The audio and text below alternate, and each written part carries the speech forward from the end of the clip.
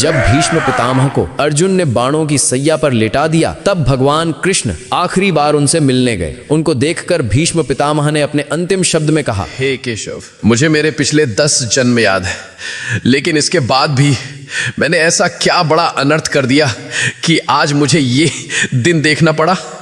पिछले 10 जन्म में मैंने तो कोई पाप नहीं किया, तो फिर मुझे ये बाणों की सैया क्यों मिली? ये बाणों की सैया अब मुझसे सही नहीं जाती। मुझे मेरे सवाल का जवाब दो केशव।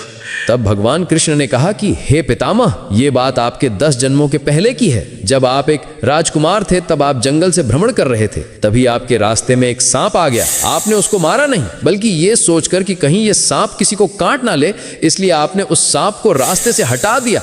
लेकिन गलती से बेचारा सांप कांटों के झाड़ में फंस गया। वो जितनी बार निकलने की कोशिश करता, वो उतना ही कांटों में और ज्यादा फंस जाता था। कई दिनों तक वो सांप उन कांटों में फंसा रहा और भगवान से प्रार्थना करता रहा कि हे प्रभु, इससे अच्छा तो मुझे मार ही देते।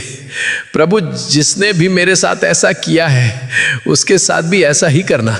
लेकिन पिछले 10 जन्मों में आपने ऐसा कोई पाप ही नहीं किया जिससे आपको उस कर्म का फल भोगना पड़े। लेकिन जब द्रौपदी का चीरहरण हो रहा था, तब आप मौन रहकर भी ये सब देखते रहे थे। आप चीरहरण को रोक सकते थे, लेकिन आपने ऐसा नहीं किया। तभी आप इस पाप का भागीदार बन गए थे। इसी कारण से जैसे वो सांप उस दिन कांटे में फंसा था, आज उसी प्रकार आपको ये कांटे की सैया मिली है। तुम कितने भी बुरे कर्म कर लो, लेकिन उसका फल अवश्य मिलता है, इस जन्म में या फिर अगले जन्म में, लेकिन मिलता जरूर है। भगवान कृष्णा को दिल से मानने वाले भक्त कमेंट में जय श्री कृष्णा अवश्य लिखें।